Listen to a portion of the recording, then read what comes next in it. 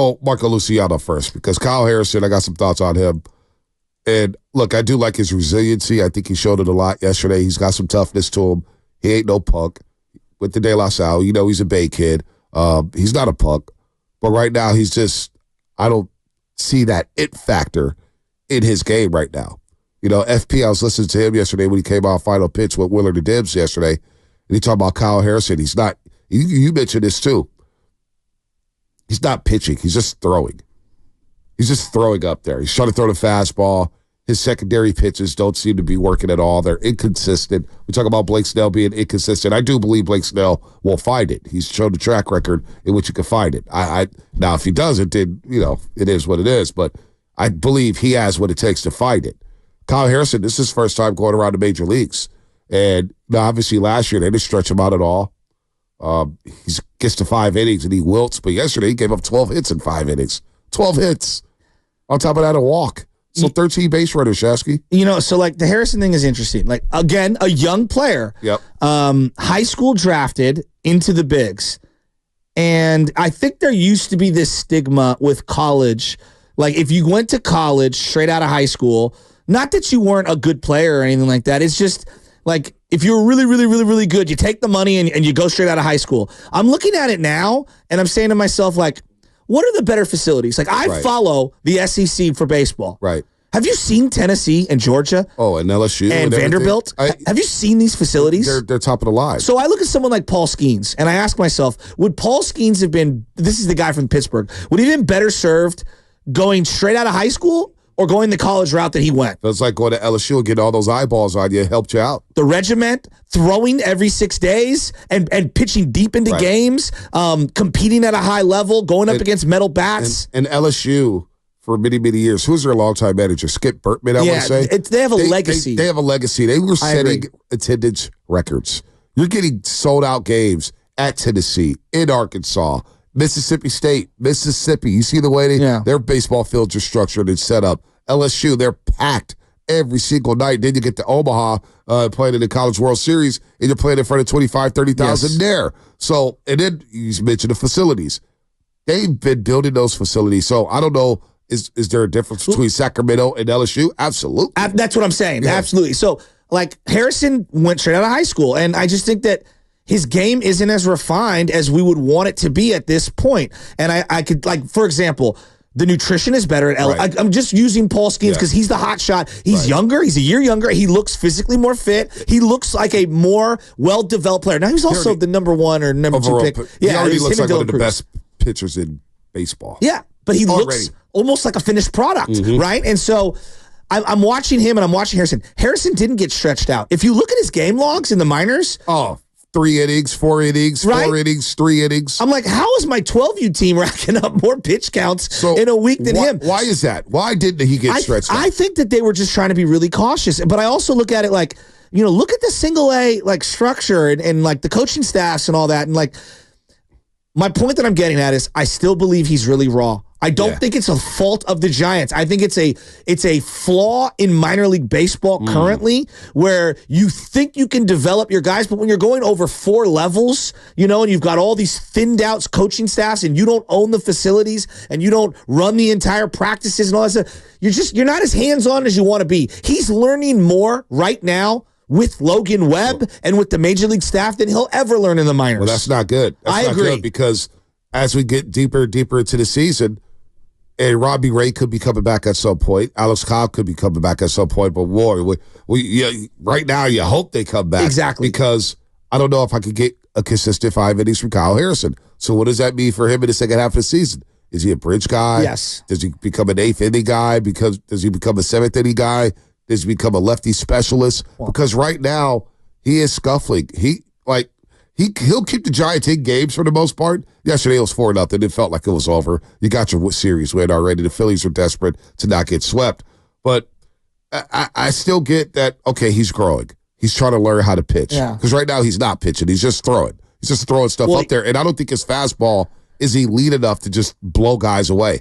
His secondary stuff, his off-speed stuff, it's just not there. So does he need more work in Sacramento? Should he go back to Sacramento and get stretched out? I do think getting the trial by fire at the major league level, I think it's been good for him. Seeing Bryce, he struck out Bryce Harper yesterday for crying out loud, so that's cool. But at some point, you're going to need him to stretch out and give me 6, and I don't know if he can give you that, and I don't know if he can do it at the major league level. It's a little disappointing that he's not ready to throw more than 5 innings right now. Well, that part I agree with, but let's look at what he's doing. Like, you talk about the fastball, you've been able to dominate at every level with a 93, 94, 95 mile an hour fastball. And yes, it is deceiving because it's got a sling. Right. This is the era of 99 to 102. Right. I mean, that's what makes Skeens so impressive. The guy sits at 101, and when you can't get your secondary pitch over consistently for a strike, you become a one-pitch guy, and you become very unreliable. And these are major league hitters, and maybe that works at this AA level where,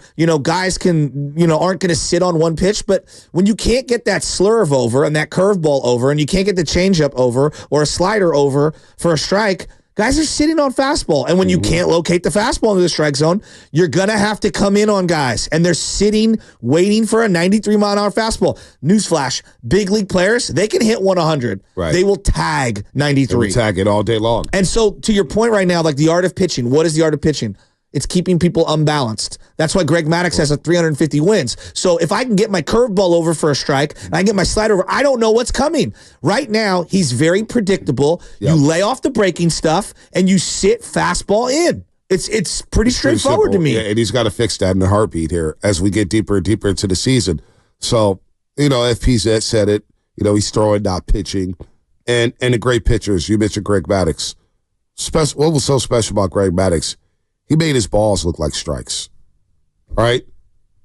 He throw a pitch outside the zone, and you would think it's a strike, and he's strike, and you got people flailing left and right because it's deceiving. None of his pitches right now, Kyle Harrison right now, looks deceiving. So I'm not crushing him. I think he's had a solid season, but it is, as you look at these last 4 starts, it's going the wrong way. I agree with that. And you got to fix it. Maybe it's a day off. But I'm thinking long term with this team right now, quote me on this, go ahead, drop $1 in the bucket. The stakes are high for this team. As Farhan Zaidi said to Susan Slusser, there's a lot at stake this season for the Giants. So if he can't get you 5 consistently, what's the best way I can use Kyle Harrison without sending him back down to Sacramento? And I'm thinking about the bullpen. Now, it all depends on how Alex Cobb and Robbie Ray comes back as they begin to ramp up and get their rehab assignments going and hopefully get back to the major league level at some point in July. That's the hope, right? Late July, you hope that they come back. So if they do come back and they're giving you 5 to 6 innings, Cobb and Robbie Ray, which we don't know. Robbie Ray hasn't pitched in a very long time. Cobb has been hurt. When he did pitch last season, he was solid. So what is the plan for Kyle Harrison if they do come back and pitch well? I don't think it's an end-all, be-all. I think you could shift Kyle Harrison to the bullpen, say, hey, be our bridge guy. Be our setup guy. Be our lefty specialist at the bullpen so you can still pitch in high-leverage situations, but I don't want you going back down to Sacramento. I need you around Logan Webb. I need you around Blake Snell. I need you around Camilo Dua. I need you around this staff. I don't want to send you back to Sacramento. But maybe the best usage for him later in the season is going to that bridge role. Somebody goes out there and gives up 4 runs in 4 innings. All right, let's go to Harrison. Maybe he could bridge the gap from the 4th to the 7th inning.